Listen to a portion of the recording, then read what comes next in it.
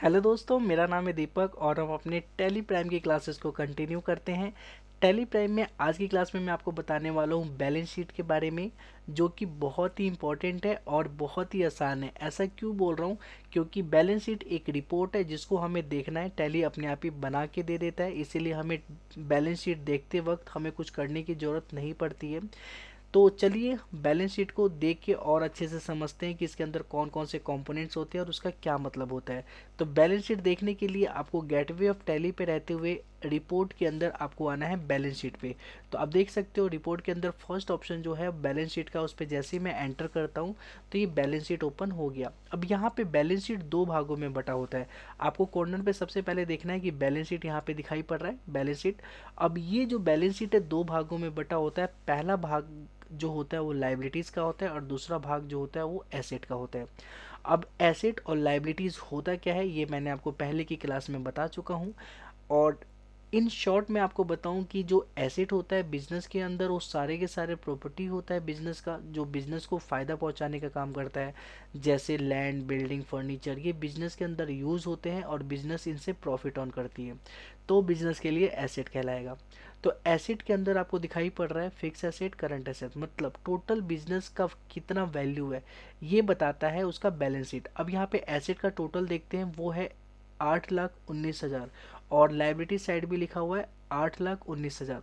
इसका मतलब ये है कि जो बिजनेस का टोटल वैल्यू है, मतलब उसके अंदर जितने एसेट है उनको सबको मिला के उनकी वैल्यू को कैलकुलेट किया जाए तो 8,19,000 का बिजनेस है। ठीक है, एक सिंपल एग्जांपल से आप ऐसे समझ सकते हैं, किराने का दुकान है, किराने का दुकान अगर बिक रही है तो सबसे पहले खरीदने वाला पर्सन बोलेगा कि तुम्हारे किराने की दुकान की कितनी वैल्यू है, मतलब इसमें कितने का सामान है। तो सामने वाला ये बता सकता है कि मेरे किराने की दुकान में टोटल 8,19,000 का सामान है। ठीक है, तभी सामने वाला पर्सन जो खरीद रहा है वो 8,19,000 रुपये देगा। ये कैसे पता चलेगा? बैलेंस शीट से। तो बैलेंस शीट के अंदर यहाँ पे दिखाई पड़ रहा है कि टोटल 8,19,000 रुपये एसेट, मतलब कि बिजनेस का प्रॉपर्टी है, जो कि यहाँ पे दिखाई पड़ रहा है। ओके, होप सो यहाँ तक तो क्लियर है, समझ में आ चुका है कि एसेट क्या बताता है। अब हम बात करते हैं लेफ्ट साइड में लाइबिलिटीज़ की तरफ। लाइबिलिटीज़ और एसेट दोनों इक्वल होते हैं किसी भी बिजनेस के अंदर। जो उसका बैलेंस शीट होता है उसके अंदर लाइबिलिटी साइड और एसेट साइड दोनों इक्वल होते हैं। ये इक्वल क्यों होते हैं ये हम आगे चल के समझने की कोशिश करेंगे। अभी ये जो आपको बैलेंस शीट दिखाई पड़ रहा है इसको हमें एक्सपेंड करना होगा, तो ऑल्ट के साथ F1 प्रेस करेंगे और यहाँ पे एक्सपेंड कर सकेंगे। तो यहाँ पे आप एसेट साइड में अभी आप देखिए कि एसेट साइड के अंदर फिक्स एसेट में आपको फर्नीचर, मशीनरी दिखाई पड़ रहा है। करंट एसेट में closing stock, sundry debtor, cash in hand और बैंक अकाउंट दिखाई पड़ रहा है। और लेफ्ट साइड में आपको दिखाई पड़ेगा कैपिटल अकाउंट, कैपिटल। ठीक है, उसके अंदर ड्राइंग दिखाई पड़ेगा। लोन लाइबिलिटीज़ के अंदर बैंक लोन दिखाई पड़ रहा है, करंट लाइबिलिटीज़ के अंदर सन्ड्री क्रेडिटर दिखाई पड़ रहा है और प्रॉफिट एंड लॉस अकाउंट दिखाई पड़ रहा है। ठीक है, इनका लेफ्ट साइड का टोटल मतलब लाइबिलिटीज़ का टोटल और राइट साइड का टोटल मतलब एसेट का टोटल 8,19,000 आपको शो हो रहा है। ठीक है, ये दोनों ही इक्वल है। अब हम सबसे पहले ये समझते हैं कि ये सारे की सारी चीज़ें ये है क्या, और मतलब बैलेंस शीट होता क्या है। ठीक है, तो चलते हैं हम अपने एक्सेल पे और एक्सेल पे मैं आपको अच्छे से समझाने की कोशिश करता हूँ कि बैलेंस शीट क्या होता है। तो यहाँ पे दिखाई पड़ रहा है कि बैलेंस शीट, आप इसको पढ़ेंगे कि बैलेंस शीट क्या है और इसे कैसे बनाते हैं। ठीक है, तो आपको मैं बता दूं सिंपल लैंग्वेज में, बैलेंस शीट किसी भी कंपनी के पोजीशन को बताता है। इसका क्या मतलब है? पोजीशन को बताता है, ठीक है, कि, कि कंपनी के पास कितने एसेट और कितनी लायबिलिटी है। पोजीशन का मतलब होता है वैल्यू, किसी भी कंपनी के वैल्यू को बताता है कि टोटल कितने वैल्यू की कंपनी है। इसका मतलब होता है पोजीशन। और वैल्यू कैसे पता चलेगा? कि कितने उसके पास खुद की प्रॉपर्टी है, कितने एसेट है कि नहीं। तो इसीलिए कि जैसे मान लेता हूँ कि दो पर्सन है, एक पर्सन के गले में सोने का हार है, हाथ में जो कड़े होते हैं वो सोने का है। ठीक है, और एक पर्सन के पास कुछ नहीं है। तो देखने से सबसे ज़्यादा वैल्यूएबल कौन लगेगा? जिसके गले में है ना सोने का, चांदी का, जो भी का भी मतलब हार हो। ठीक है, तो वो ज़्यादा हमें वैल्यू का दिखेगा। वैसी कंपनी के पास जितना ज़्यादा प्रॉपर्टी होगा उतने ज़्यादा उसका वैल्यू दिखाई पड़ेगा। ठीक है, तो यही वैल्यू उसके पोजीशन को बताती है कि हाँ ये बहुत टॉप पोजीशन की कंपनी है, ये बहुत लो पोजीशन की कंपनी है। तो ऐसे करके हम लोग बता सकते हैं। तो बैलेंस शीट होप्स आपको समझ में आ चुका है। अब बैलेंस शीट के अंदर हम नीचे की तरफ जाते हैं, यहाँ पे लिखा है कि एसेट, कैपिटल और लाइबिलिटी। ठीक है, तो आप ये देखोगे कि जो बैलेंस शीट है ना, ये तीन चीज़ों से ही चलता है, एक एसेट, कैपिटल और लाइबिलिटी। जो ये कैपिटल और लाइबिलिटी है, इसको बोला जाता है लाइबिलिटी साइड, इसको बोला जाता है लाइबिलिटी। इसको मैं कैपिटल में लिख लेता हूँ और इसको बोला जाता है एसेट साइड। एसेट साइड में हमें बस एसेट देखने को मिलेगा और लाइबिलिटी साइड में हमें कैपिटल और लाइबिलिटीज देखने को मिलेगा। ठीक है, तो हमेशा ध्यान रखना है कि कैपिटल और लाइबिलिटी इन दोनों को प्लस करने पे एसेट के इक्विवेलेंट आना चाहिए। ऐसा क्यों? तो मैं आपको बता दूं कि कैपिटल होता है बिजनेस के ऑनर का खुद का पैसा कितना लगा हुआ है। ठीक है, मान लो एक ग्रोसरी शॉप है, ग्रोसरी शॉप में टोटल जो सामान है, एसेट है, ठीक है, वो 100 रुपीज़ का है मान लेते हैं। ठीक है, उसमें ऑनर का खुद का पैसा लगा हुआ है 80 रुपये, और जो जिसने बाहर से उधार पे सामान खरीदा है, ठीक है, मतलब उधार लेके, तो वो है 20 रुपीज़ का। तो टोटल देखा जाए लाइबिलिटी साइड के अंदर कैपिटल आता है और लाइबिलिटीज आता है। ठीक है, इन दोनों से ही मिलके एसेट बनता है, मतलब कि ऑनर का खुद के पैसे से एसेट बना होगा या फिर उधार के पैसे से एसेट बना होगा। एक और एग्जांपल मैं आपको ये समझा सकता हूँ कि एक घर बनने में टोटल 100 रुपये लग रहा है। ठीक है, तो घर हमारे लिए एसेट हो गया। इस 100 रुपये में से 80 रुपये तो खुद का है, मतलब कि जो घर बनवा रहा है उसके खुद का है, मतलब कैपिटल है 80 रुपये, और 20 रुपये उसने बाहर बैंक से लोन ले लिया है। ठीक है, तो 20 रुपये हमारे लिए एक तरह से लाइबिलिटी हो गया। तो इन दोनों को प्लस करने पे हमें एक घर तैयार देखने को मिलेगा जो कि 100 रुपीज़ का है। होप सो आपको इतना क्लियर हो चुका है कि एसेट साइड और लाइबिलिटी साइड, एसेट साइड में सिर्फ एसेट होता है, लाइबिलिटी साइड में दो चीज़ें देखने को मिलता है, कैपिटल और लाइबिलिटी, दोनों का सम एसेट के इक्वलेंट होता है। ठीक है, इसीलिए जो बैलेंस शीट होता है, बैलेंस शीट में एसेट साइड और लाइबिलिटी साइड दोनों इक्वल दिखाई पड़ते हैं। ये भी 100 होगा और इन दोनों को प्लस करोगे तो भी ये 100 ही आएगा। ठीक है, अब बैलेंस शीट का फॉर्मेट देख लेते हैं, उसमें और अच्छे से समझने की कोशिश करेंगे। तो नीचे आते हैं, ये बैलेंस शीट हमें दिखाई पड़ रहा है, कुछ ऐसा ही फॉर्मेट हमने अभी जस्ट टैली प्राइम के अंदर देखने की कोशिश की थी। तो हमने वहाँ पे देखा था कि दो साइड होता है, एक लाइबिलिटी साइड होता है, एक एसेट साइड होता है।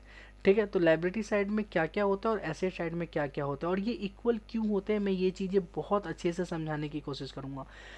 मान लेते हैं किसी भी कंपनी के अंदर, ठीक है, उसके ऑनर ने 10 लाख रुपए लगाया, तो यहाँ पे मैंने 10 लाख रुपए लिखा। जैसे ही मैंने 10 लाख लिखा, ये 1 लाख है, ठीक है, मैं इसको 10 लाख कर देता हूँ। जैसे ही 10 लाख रुपए लिखा, ठीक है, तो टोटल यहाँ पे 10 लाख रुपए आ रहे हैं। ठीक है, तो 10 लाख रुपए में से लैंड, लैंड कितने का होगा? मान लेते हैं कि जो 10 लाख रुपए ऑनर ने खुद से लगाया, तो सबसे पहले उसने 2 लाख रुपए का तो लैंड लिया होगा। ठीक है, तो 2 लाख रुपए मैंने लैंड ले लिया। बिल्डिंग उसने 3 लाख रुपए का लिया होगा, मतलब बनवाया होगा उसके ऊपर, तो मैंने यहाँ पे 3 लाख लिख लिया। ठीक है, फर्नीचर उसने 1 लाख रुपए का उसमें लगाया होगा, तो 1 लाख रुपए फर्नीचर कर लिया मैंने। ठीक है, मशीनरी 2 लाख रुपए की होगी, या फिर हम मान लेते हैं 1,50,000 की होगी मशीनरी, है ना, इन्वेस्टमेंट 50,000 का होगा। ठीक है, तो टोटल 8 लाख रुपए उसके ख़त्म हो गए। ठीक है, उसके बाद स्टॉक जो बचा हुआ है उसके पास, मान लेते हैं कि 2 लाख रुपए का स्टॉक बचा हुआ है, या 1,20,000 रुपए का स्टॉक बचा हुआ है। ठीक है, और जो डेटर है उसके पास वो 80,000 के हैं जिनसे पैसा लेना है। ठीक है, तो आप देख सकते हो कि टोटल जो 10 लाख रुपए जो कैपिटल बिजनेस के ऑनर ने लगाया था, वो इन जगहों पे पैसा फंसा हुआ है, मतलब कि लैंड पे, बिल्डिंग पे, फर्नीचर पे, मशीनरी पे, ठीक है, इन्वेस्टमेंट पे। ठीक है, करंट एसेट के अंदर स्टॉक पे 1,20,000 रुपये फंसा हुआ है, स्टॉक है दुकान के अंदर, है ना। कुछ कुछ सामान डेटर लेके गए हैं जिनका पैसा लेना बाकी है, तो डेटर के पास फंसा हुआ है। तो यहाँ यहाँ पे ये 10 लाख रुपए फंसा हुआ है। मान ले तो इसके बावजूद बैंक में 3 लाख रुपए हैं, ठीक है, और 2 लाख रुपए कैश है, मतलब टोटल देखा जाए तो 5 लाख रुपए एक्स्ट्रा है, मतलब कि कैपिटल तो 10 लाख रुपए है और टोटल एसेट साइड जो है वो 15 लाख रुपए। इसका मतलब ये हुआ कि जो बैंक में और कैश में है ना, ये कहाँ कहाँ से आया होगा। ये मान लेता हूँ हमने बैंक से लोन लिया हो, ठीक है, तो मान लेते हैं 3 लाख रुपए हमने बैंक से लोन लिया हो, ठीक है, तो ये एक तरह से 3 लाख रुपए बैंक से हमें मिल गया होगा एज अ लोन, ठीक है। और क्रेडिटर से हमने 2 लाख रुपए का सामान उधार पे लिया हो, या फिर कैश यहाँ पे लिखा हुआ है ना, या हमने किसी से उधार पे पैसा लिया हो कोई क्रेडिटर से, ठीक है, तो यहाँ पे 2 लाख लिख देता हूँ। वैसे क्रेडिटर से सामान लिया जाता है, हम मान लेते हैं कि उसने पैसे ही उधार पे दे दिए हो, ठीक है, कैश में। तो संडी क्रेडिटर के पास 2 लाख रुपए, ठीक है, और 3 लाख रुपए बैंक से हमने लिया है, तो टोटल 5 लाख, और ये 5 लाख बैंक में 3 लाख है और कैश हमारे पास 2 लाख रुपए है। तो टोटल अब देखोगे जो लाइबिलिटी साइड है और जो एसेट साइड है वो दोनों इक्वल आ चुके हैं। क्लियर है। तो हमेशा देखोगे कि जो भी पैसा आता है वो लाइबिलिटी साइड में लिखा जाता है जहाँ से भी आए, ठीक है। अब मान लेते हैं कि पिछली बार का प्रॉफिट जीरो हुआ था, कुछ प्रॉफिट नहीं हुआ था, ठीक है, तो इसलिए जीरो दिखाई पड़ रहा है। अगर मान लो पिछली बार का प्रॉफिट इसमें अगर 4 लाख रुपए का प्रॉफिट होता, 1 2 3 4 5, ठीक है, अगर ये 4 लाख का प्रॉफिट हुआ होता तो 4 लाख रुपए और ऐड हो जाता हमारे कैपिटल में, ठीक है, मतलब कि लाइबिलिटी साइड ये और ऐड हो जाता। तो एक तरह से ये 4 लाख से ज़्यादा दिखाई पड़ता, तो ये 4 लाख रुपए हमारे पास कैश में होता या फिर बैंक में होता, तो कैश भी 4 लाख से बढ़ जाता। तो कैश अभी 2 लाख है, जैसे ही प्रॉफिट हुआ तो 4 लाख इसमें और ऐड कर लो, तो हम क्या करते हैं, ऐड कर देते हैं 4 लाख, तो टोटल 6 लाख रुपए ऐड हो गया, ठीक है। तो टोटल ये 19 लाख आ गया है। तो देखो जो ये लाइबिलिटी साइड है ये हमें क्या बताता है कि हमारे बिजनेस में कहाँ कहाँ से पैसा आया हुआ है, ठीक है। यहाँ तक क्लियर है, चाहे वो खुद का पैसा हो, चाहे वो लोन से पैसा हो, ठीक है, चाहे वो प्रॉफिट से कमाया गया पैसा हो। तो ये लाइबिलिटी साइड टोटल कितना पैसा आ रहा है बिजनेस में ये बताता है, चाहे कहीं से भी आए, लोन से आए, लाइबिलिटी से आए, कैपिटल से आए, प्रॉफिट से आए। और एसेट साइड ये बताता है कि इन पैसों का हमने क्या क्या किया, कहाँ कहाँ पैसा लगाया है। तो जहाँ जहाँ पैसा लगाया है वहाँ वहाँ हमने लिख लिया है, ठीक है। और जो पैसा हमने नहीं लगाया है वो हमारे कैश और बैंक में पैसे पड़े हुए हैं, ठीक है। और जो पैसे कहीं कहीं लगाए हैं वो हमने यहाँ यहाँ पे लिख लिया है, ठीक है। तो होप सो आपको समझ में आ गया होगा। इसीलिए हमेशा बैलेंस शीट जो होता है वो इक्वली होता है, ठीक है। ऐसा नहीं होगा कि हमने पैसा तो ले लिया लेकिन खर्चा ही नहीं पता। अगर मान लो कि ये टोटल 19 लाख है और इधर ना बैंक में हमारे पास 2 लाख है, तो इसका टोटल 18 लाख है और ये 19 लाख है, इसका मतलब कि हमारा बैलेंस शीट गड़बड़ है। तो अगर आपने सही से मेंटेन नहीं किया होगा अपने बिजनेस को तो हमेशा देखना नीचे तो टोटल इक्वल सही रहेगा, लेकिन यहाँ पे ना एसेट साइड में यहाँ पे डिफरेंस लिखा हुआ आ जाएगा कि डिफरेंस यहाँ पे 1 लाख रुपए का है, ठीक है। तो हमेशा ध्यान रखना कि डिफरेंस आने पे आपका बैलेंस शीट गलत है। अगर यहाँ पे डिफरेंस नहीं आ रहा है और सारे सही आ रहे हैं इसका मतलब आपका बैलेंस शीट सही है। तो मैं यहाँ पे पहले जैसे ही 3 लाख कर लेता हूँ, तो यहाँ पे बैलेंस शीट हमारा मैच खा गया, ठीक है। तो यही देखना होता है हमें बैलेंस शीट के अंदर। तो चलिए टैली प्राइम के बैलेंस शीट पे चलते हैं। तो अब हम टैली प्राइम पे हैं और टैली प्राइम के बैलेंस शीट पर है। अब यहाँ पे देख सकते हो बैलेंस शीट के अंदर सबसे पहले कैपिटल अकाउंट दिखाई पड़ रहा है। कैपिटल अकाउंट टोटल 5,40,000 दिखाई पड़ रहा है, मतलब कि कैपिटल एक्चुअल में हमने 7 लाख रुपीज़ हमने लगाया था, ठीक है, बिजनेस के अंदर। उसमें से बिजनेस से हमने 1,60,000 रुपीज़ निकाल लिया अपने पर्सनल यूज़ के लिए, उसको बोलते हैं ड्राइंग। तो एक तरह से टोटल कैपिटल कितना हो गया, 5,40,000 रुपीज़। अब बात करते हैं यहाँ पे लोन है। लोन हमने लिया 30,000, तो लोन में दिखाई पड़ रहा है। संडी क्रेडिटर है, मतलब उधार पे हमने सामान खरीदा होगा 50,000 का, और प्रॉफिट दिखाई दिखाई पड़ रहा है 1,99,000 का, ठीक है। तो इन सबको अगर हम टोटल करेंगे, जो भी बोल्ड में है ना ये राइट साइड में, इनको टोटल करेंगे तो आएगा 8,19,000। अब इन सारे पैसों से हमने क्या क्या किया, तो देखो हमने फर्नीचर खरीदे, हमने मशीनरी खरीदे, ठीक है, हमारे पास क्लोजिंग स्टॉक है, मतलब स्टॉक बचा हुआ है इतने का, है ना, हमारे पास डेटर है, इतने इतने का सामान हमने उसे उधार पे दे रखा है। कैश हमारे पास इतने पड़े हुए हैं और बैंक में हमारे पास इतने पड़े हुए हैं। तो इन सब का टोटल भी हमारा 8,19,000 आ रहा है। इसका मतलब सही है, कहीं भी पैसा इधर उधर नहीं गया है, सब कुछ सही है। ठीक है, जितने हमारा लाइबिलिटी साइड है उतना ही हमारा एसेट साइड है, मतलब सारा पैसा लाइबिलिटी का एसेट में लगा हुआ है। जो नहीं लगा हुआ है वो कैश और बैंक में हमें दिखाई पड़ रहा है। तो इसका मतलब ये है कि बैलेंस शीट बिल्कुल ही सही है। अब हम बात करते हैं गलत बैलेंस शीट की। तो गलत बैलेंस शीट में हम लोग जाएंगे कंपनी में। ठीक है, यहाँ पे आपको कंपनी शो कर रहा होगा, आप किसी भी कंपनी में सेलेक्ट कर ले, या फिर यहाँ पे सेलेक्ट कंपनी पे क्लिक करें। ठीक है, और यहाँ से मैं ले लेता हूँ Sharma ji all in one store. अब जैसे ही मैंने ये लिया तो आप देखो कि यहाँ पे भी लाइबिलिटी साइड है और एसेट साइड है। एसेट साइड का टोटल 5,65,28,28,804 दिखाई पड़ रहा है, और सेम लाइबिलिटी साइड में भी 5,65,28,804 दिखाई पड़ रहा है। ठीक है, यहाँ पे ध्यान ये देना है आपको कि जो हमारा एसेट साइड है, ठीक है, वो तो ठीक है, लेकिन लाइबिलिटी साइड में यहाँ पे आपको दिखाई पड़ेगा डिफरेंस इन ओपनिंग बैलेंस। मतलब कि आपको इतने से डिफरेंस, लाइबिलिटीज इतने से कम दिखाई पड़ रहा है, इसका मतलब ये हुआ। तो होप सो आपको समझ आ गया होगा कि यहाँ पे आपका बैलेंस शीट गलत है, आपने इसके अंदर लाइबिलिटीज के अंदर कैपिटल मेंटेन नहीं किया है। ठीक है, इस वजह से गलत आ रखा है। तो शुरू से ही कैपिटल को मेंटेन करके चले ताकि ये गलत ना आए। ठीक है, तो हम अपने महादेव कंप्यूटर वाले कंपनी पे पहुंच जाते हैं। ठीक है, तो ये हमारा महादेव कंप्यूटर है जो कि बिल्कुल ही सही है, इसके अंदर कोई डिफरेंस नहीं शो हो रहा है। ठीक है, इसका मतलब ये बिल्कुल सही है। अब मैं आपको ये बताऊंगा कि अगर हम फिक्स एसेट खरीदते हैं, ठीक है, तो फिक्स एसेट खरीदते हैं, मान लो इसके अंदर हमने फर्नीचर है, मशीन है, लैंड खरीदते हैं, तो अगर हम कैश पे खरीदेंगे तो हमारा कैश यहाँ से कम हो जाएगा। तो अभी हमारे पास कैश कितना है, 4,18,000 रुपये है। मान लो कि हमने लैंड खरीदा 1,00,000 रुपये का। ठीक है, तो ये 3,18,000 हो जाएगा कैश। अगर बैंक से खरीदेंगे 1,00,000 का, तो बैंक हमारा हो जाएगा 1,30,000 रुपये का। तो चलिए इसको हम खरीदते हैं और देखते हैं कि यहाँ पे बढ़ने पे फिक्स एसेट हमारा कैश कम हो रहा है कि नहीं हो रहा है। ठीक है, तो इसके लिए हम चलेंगे अपने वाउचर पे। हम आगे अपने वाउचर पे, आप इसको जनरल वाउचर से खरीद सकते हो क्योंकि कैश पे खरीदना है, या फिर आप रिसिप्ट वाउचर से खरीद सकते, पेमेंट वाउचर से खरीद सकते हो। ठीक है, पेमेंट करेंगे किसी भी चीज़ को खरीदने के लिए।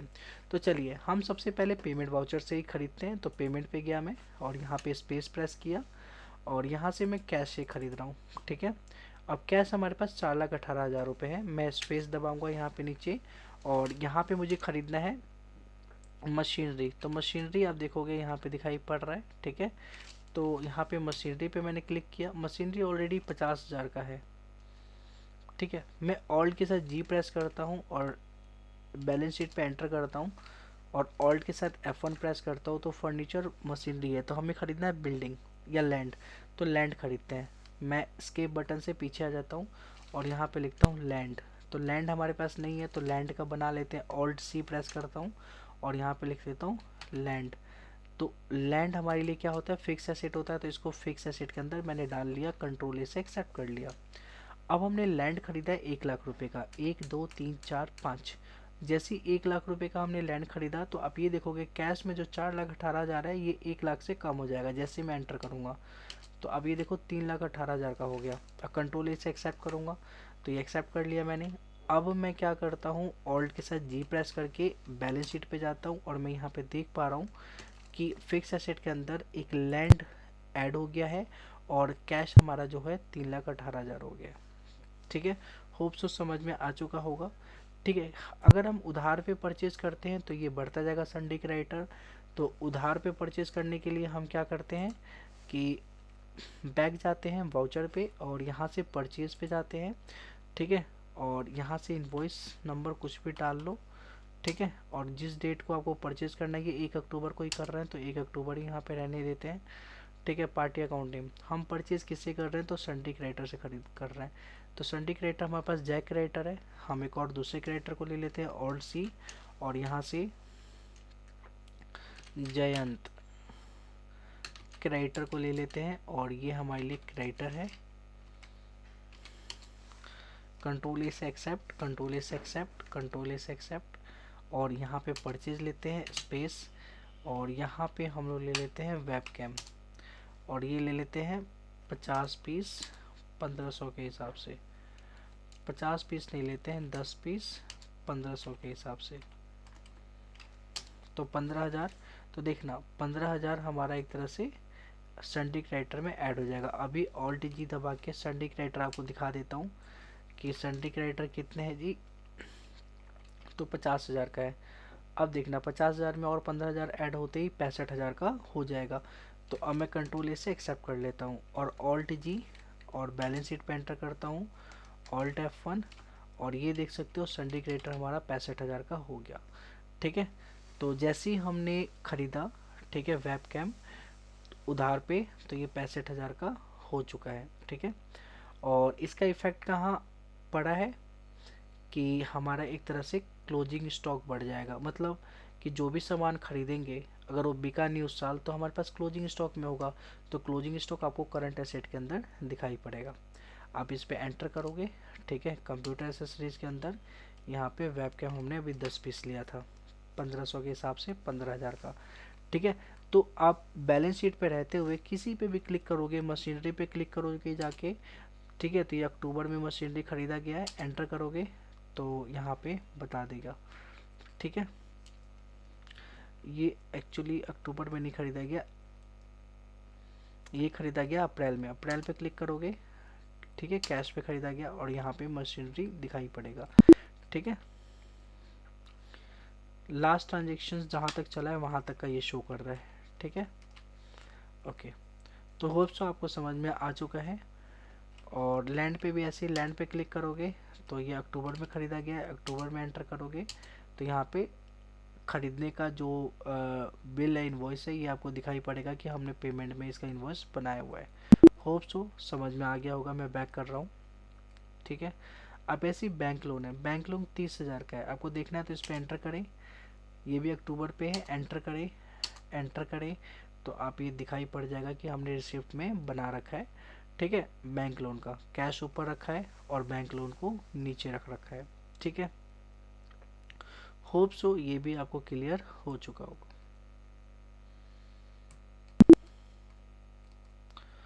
ठीक है, तो ऐसे करके आप देख सकते हो बैलेंस शीट। अब हम बात करते हैं कि बैलेंस शीट के अंदर कई सारे कॉन्फ़िगरेशन होते हैं, उसको भी हम लोग देख लेते हैं। तो उससे पहले यहाँ पे देखो F2 है, आप जिस पीरियड का देखना चाहते हो, ठीक है, यहाँ से देख सकते हो। जैसे महादेव कंप्यूटर है, हम पीरियड वाइज देखना चाहते हैं तो 1 अप्रैल से लेके, ठीक है, 1 जुलाई तक, तो 1 जुलाई एंटर करेंगे तो यहाँ पे 1 जुलाई तक का ही दिखाई पड़ेगा। ठीक है, लेकिन 1 जुलाई तक का हमें सही डाटा दिखाई नहीं देगा। ठीक है, तो इसीलिए हम इसको चेंज करके पहले जैसा कर लेते हैं। ठीक है, यहाँ पे स्पेस एंटर, स्पेस एंटर, तो यहाँ पे टोटल पहले जैसा हो चुका है। अब हम बात करते हैं कंपनी वाइज। कंपनी वाइज हम क्या करेंगे, बदल के देखेंगे। जैसे ये महादेव कंप्यूटर, हम चाहते हैं कि इसकी जगह all in one Sharma ji all in one store का बैलेंस शीट आ जाए, तो हम ऑल्ट के साथ F3 डायरेक्ट प्रेस कर सकते हैं या फिर इस पर क्लिक करके Sharma ji all in one. ठीक है, अगर आपको यहाँ पे 2-3 कंपनियाँ नहीं आ रही हैं तो सेलेक्ट कंपनी के अंदर जाके वो कंपनी को सिलेक्ट कर सकते हो। ओके, ओके जी, मैं महादेव कंप्यूटर पे दोबारा से चला गया हूँ। ठीक है, वैल्यूएशन नहीं करना, बेसिस ऑफ वैल्यू नहीं करना, चेंज व्यू करना है। चेंज व्यू पे जैसे क्लिक करते हैं तो यहाँ पे एक वर्टिकल का ऑप्शन आता है, वर्टिकल क्लिक करेंगे तो सबसे पहले यहाँ पे हमारे लाइबिलिटी साइड का ऑप्शन आ रहा है कि टोटल यहाँ पे आप देख सकते हो। इसके नीचे आपको दिखाई पड़ेगा प्रॉफिट एंड लॉस के बाद ये टोटल हमारा है 8,34,000, और नीचे एसेट साइड है, एसेट साइड का भी टोटल है 8,34,000। तो अगर आप वर्टिकली देखना चाहते हो वर्टिकली देख सकते हो, सेम वही सारी चीज़ें होंगी, ये ऊपर से नीचे की तरफ रहता है और नीचे जो राइट साइड में एसेट साइड होता है उसके नीचे आ जाता है लाइबिलिटी के। ठीक है, बस यही डिफरेंस होता है। तो आप ऐसे देख सकते हो, फिक्स एसेट में वही सारी चीज़ें, करंट एसेट में वही सारी चीज़ें, और जो लाइबिलिटी साइड था कैपिटल अकाउंट में वही सारी चीज़ें, फिर लोन है, फिर करंट लाइबिलिटीज़ है, फिर प्रॉफिट एंड लॉस है। तो मतलब अब ये मान के चलो कि जो नीचे एसेट साइड का था, जो इसके राइट साइड में था, उसको बस नीचे रख दिया गया है। ठीक है, बाकी सब कुछ सेम है। ठीक है, तो ये चीज़ आपको समझना है। फिर चेंज व्यू पे जाके हॉरिजॉन्टल पे क्लिक करते हैं तो ये हॉरिजॉन्टल हो जाएगा। ठीक है, और एक्सेप्शंस रिपोर्ट के अंदर नेगेटिव लेजर्स दिखाई पड़ेंगे, तो इस पर क्लिक करके अगर जैसे नेगेटिव लेजर पे क्लिक करोगे तो ड्राइंग है, ठीक है, ये नेगेटिव में हमें दिखाई पड़ रहा है क्योंकि कैपिटल को कम कर रहा है। ठीक है, और भी कई सारे ऐसे होंगे जो डेटर होंगे, ठीक है, जिनसे पैसा लेना है लेकिन उनको अभी देना है, तो वो एक तरह से नेगेटिव में शो करेगा। अगर आपने देने का कर दिया होगा ना, मतलब किसी भी डेटर से हमें पैसा लेना होता है, ठीक है, लेकिन हमने उन्हीं से खरीद लिया, अब उनसे को पैसा देना है, तो ऐसे टाइम में उसका नेगेटिव बैलेंस शो करना स्टार्ट कर देगा। ठीक है, बाकी ये समझ में आ चुका है आपको। अब बात करते हैं न्यू कॉलम की। अगर हमें महादेव कंप्यूटर के साथ साथ Sharma ji all in one का देखना है तो हम न्यू कॉलम पे जाएंगे। यहाँ पे आपको सारी कंपनियाँ दिखाई पड़ेंगी। अगर नई कंपनियाँ दिखाई पड़ रही हैं तो इस केस में आप F3 से ज़रूर पहले कंपनी को सिलेक्ट कर ले, 2-3 कंपनी को, ठीक है, तो आपको दिखाई देने लग जाएगा। तो न्यू कंपनी पे मैं जाता हूँ और यहाँ पे Sharma ji all in one पे क्लिक करता हूँ और कंट्रोल A से एक्सेप्ट करता हूँ, तो आप देख पाओगे महादेव कंप्यूटर और Sharma ji all in one store. तो महादेव कंप्यूटर का टोटल आपको यहाँ पे दिखाई पड़ेगा, ठीक है, मतलब एसेट लाइबिलिटी, और शर्मा जी का भी एसेट लाइबिलिटी दिखाई पड़ेगा। इससे हम ये देख सकते हैं कि भाई किसके पास ज़्यादा एसेट है, किसकी लाइबिलिटी ज़्यादा है। लाइबिलिटी में current liability, non current liability, सब एक ही जगह पे हम दो या दो से ज़्यादा कंपनियों का देख सकते हैं। तो ऐसे में आपको काफ़ी आसान हो जाएगा जज करना किसी भी कंपनी के बैलेंस शीट के ऊपर कि बैलेंस शीट आगे फ़ायदे में जाएगी या लॉस में जाएगी। ठीक है, किसी भी कंपनी के पास अगर लाइबिलिटीज़ पोर्शन ज़्यादा होता है, ठीक है, जैसे मैं अभी ये डिलीट कर देता हूँ, यहाँ पे डिलीट कॉलम का ऑप्शन आ रहा है, इस पर क्लिक कर दे तो डिलीट हो जाएगा। अब देखो यहाँ पे बैंक लोन कितना कम है, 30,000 है। सिंडिकेट क्रेडिटर भी कम है, हमारा ज़्यादातर पैसा कैपिटल का लगा हुआ है। तो ऐसी कंपनियाँ ठीक होती है, इस पर ट्रस्ट किया जा सकता है। लेकिन कोई कंपनी ऐसी होती है कि 30,000 रुपये खुद का पैसा और 5 लाख रुपए लोन ले रखा है, तो ऐसी कंपनियों पे ट्रस्ट करना थोड़ा मुश्किल हो जाता है क्योंकि सारा का सारा लोन का पैसा होता है, क्या पता वो ना चुका पाए। ठीक है, तो हम जब बैलेंस शीट देखते हैं तो ये सब चीज़ें देखते हैं कि खुद का ऑनर का कितना पैसा है और कितना लोन ले रखा है। अगर ज़्यादा ही लोन ले रखा है, खुद का पैसा नहीं है, तो ऑनर कभी भी दिवालिया हो सकता है और कभी भी भाग सकता है कि नहीं। तो हम F12 प्रेस करेंगे और इसके कुछ कन्फिगरेशन के बारे में समझेंगे। तो F12 प्रेस करने के बाद शो परसेंटेज पे यस करके एंटर करेंगे और कंट्रोल से एक्सेप्ट करेंगे। आप ये देखोगे जो इसका टोटल है वो 100% है। अब इसके टोटल से अगर आप कंपेयर करोगे कैपिटल, तो देखो 64% है, मतलब कि टोटल जो लाइबिलिटी साइड का 64% कैपिटल है और मात्र 3% हमने लोन ले रखा है, 7% हमने करंट लोन ले रखा है, ठीक है, करंट लाइबिलिटीज़ है। ठीक है, अब प्रॉफिट हमारा टोटल 23% है, तो 23% ही है और 64% ही है। आप ये मान के चलो कि 87% के आसपास तो वो पैसा है जो खुद का है बिजनेस के अंदर, और बहुत कम ही हमने लोन ले रखा है। ठीक है, वैसे अगर दूसरी कंपनी की बात करें, ऑल्ट F3 के बाद हमारे पास दूसरी कंपनी ओपन हो जाएगी, Sharma ji all in one. ठीक है, तो Sharma ji all in one में देखो यहाँ पे कैपिटल तो है ही नहीं और यहाँ पे डिफरेंस दिखा रहा है, डिफरेंस ही 97% का है, तो ये कोई ठीक नहीं है। ठीक है, तो अगर आप प्रॉपर ढंग से करोगे तो ये डिफरेंस नहीं आएगा। फिर हम अपने महादेव कंप्यूटर पे ही चलते हैं। ठीक है, तो होप्स आपको समझ में आ गया होगा। वैसे ही टोटल एसेट का करंट एसेट इतना परसेंट है, नॉन करंट एसेट इतना परसेंट है। तो देखो करंट एसेट जो है वो 76% है और नॉन करंट एसेट है 23% है। इसे देखने में आसान हो जाता है कि हमारे पास कौन सा एसेट ज़्यादा है। ठीक है, होप्स हो आपको ये समझ में आ गया होगा। ठीक है, तो F12 दबा के यहाँ पे exclude account with zero balance, जिनके पास जीरो बैलेंस है उसको हटा देगा। तो मैं इसको यस कर देता हूँ, कंट्रोल A करता हूँ, तो मेरे पास किसी में भी जीरो बैलेंस नहीं था, इसीलिए कुछ हटा नहीं है, पहले जैसा ही दिखाई पड़ रहा है। मान लो कि आपके पास लैंड में जीरो बैलेंस है, कुछ लैंड नहीं है, तो ये लैंड हट जाएगा यहाँ से। ठीक है, अगर मशीनरी में जीरो बैलेंस है तो ये यहाँ से हट जाएगा। F12 दबाता हूँ। ठीक है, इसके बाद यहाँ पे आ रहा है डिटेल ऑप्शन का, इसके बाद आ रहा है कि शो वर्टिकल बैलेंस शीट, तो यहाँ से भी हम वर्टिकली बैलेंस शीट को कर सकते हैं। ठीक है,